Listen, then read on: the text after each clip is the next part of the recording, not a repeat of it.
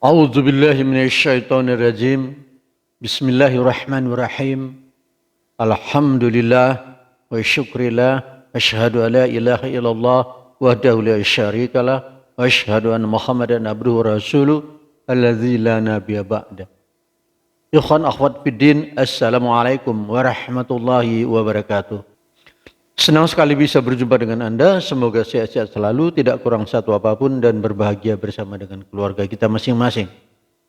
Judul video kita kali ini adalah lanjutan daripada pembahasan kita tentang syaitan kemarin. Hari ini judulnya, Allah sudah memberi cara agar kita tidak merasa lebih baik yang berisiko menjadi iblis.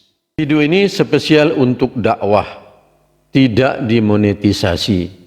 Jika Anda berkenan, Anda boleh mendownload video ini dan juga Anda boleh menguploadnya kembali di channel Anda dengan harapan tidak dimonetisasi pula. Kalau ada pembahasan pada video ini yang bertentangan dengan pendapat seseorang, jangan dipertentangkan. Imani saja yang menurut Anda paling bisa dipertanggungjawabkan.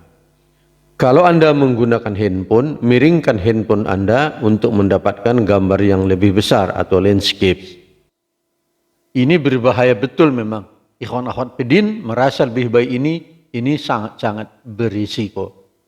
Oleh sebab itu, kita akan lihat caranya bagaimana mengantisipasi agar tidak merasa lebih baik.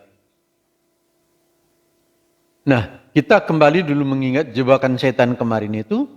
Setan selalu memuji-muji manusia agar merasa lebih baik. Dia puji-puji kita agar merasa lebih baik. Ingat, ini setannya bisa dari manusia nih ya. Begitu kemarin yang kita bahas di pembahasan yang pertama. Ya kan? Oleh sebab itu, maka kita harus mengantisipasinya.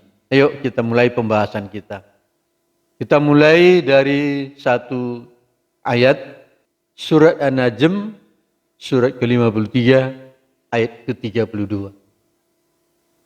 A'udzu billahi minasy syaithanir rajim. Bismillahirrahmanirrahim.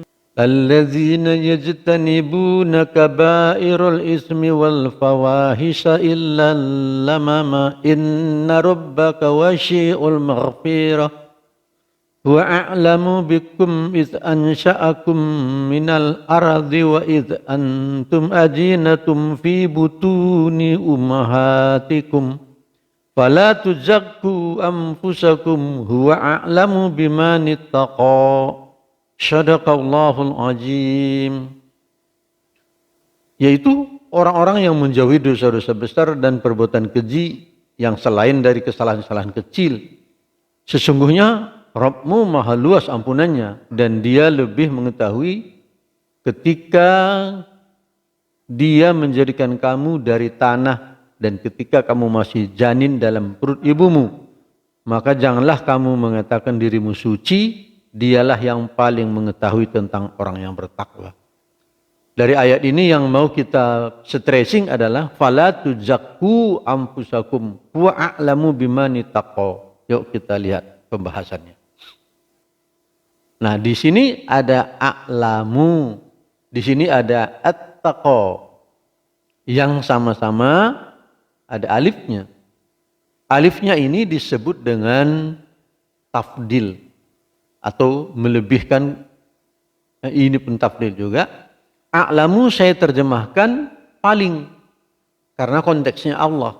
Maka Allah lah yang paling mengetahui terhadap siapa yang lebih bertakwa. Di sini saya terjemahkan lebih. Gitu. Karena manusia ya konteksnya tidak ke nabi. Jadi kalau paling mungkin nggak sampai tingkatnya, levelnya nggak sampai ke paling, maka saya pakai lebih. Jadi kalau kita terjemahkan semuanya, janganlah kamu berparadigma suci di dirimu, dialah yang paling mengetahui yang lebih bertakwa. Jadi kita jangan merasa diri kita suci. Allah yang paling tahu tentang siapa yang lebih bertakwa antara kita dengan orang lain. Langkahnya agar ini bisa konkret seperti apa?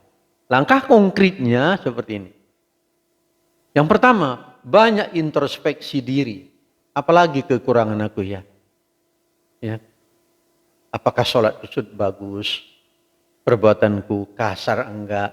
Apakah sudah suka berinfak, suka bersedekah dan lain-lain sebagainya. Segala macam aktivitas-aktivitas yang bagus-bagus yang disarankan Allah dalam Al-Quran, apakah kita sudah pakai? Berapa persen atau berapa sering, berapa kualitas yang sudah kita praktekkan dalam kehidupan kita sehari-hari.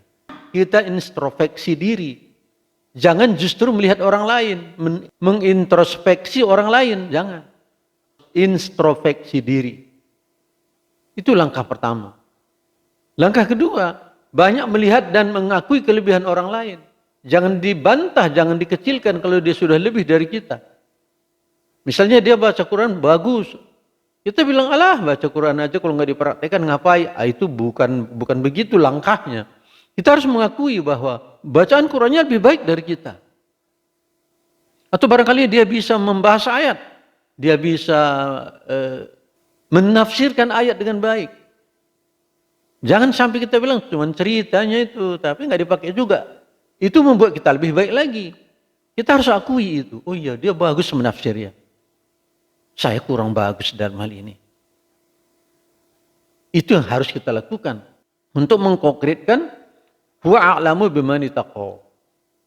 Jadi banyak melihat dan mengakui. Jadi kalau ada kelebihan orang lain, kita akui apapun itu, sekecil apapun kelebihan orang, kita harus akui. Untuk mencegah terjadinya merasa lebih baik. Karena syaitan selalu itu. Oke? Baru yang ketiga, meyakini bahwa siapapun bisa bertobat dan menjadi jauh lebih mulia daripada kita. Jangan kita lihat nanti orang yang apapun tidak sholat, tidak ngaji, tidak mencuri apa banyak macamnya, minum dan sebagainya. Tapi bila besok dia bertobat dan dia berjuang lebih hebat, bisa dia lebih mulia dari kita.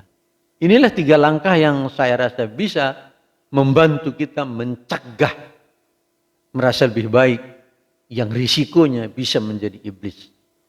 Yang sama-sama kita tidak suka tentunya. Ya teman-teman, jika kajian ini benar, pasti saja dari Allah Subhanahu wa taala. Kita bersyukur, kita ucapkan syukur alhamdulillah. Akan tetapi sebagai manusia biasa jauh dari sempurna. Maka pastilah apa yang saya bahaskan ini masih banyak kurangnya, bahkan mungkin ada salahnya.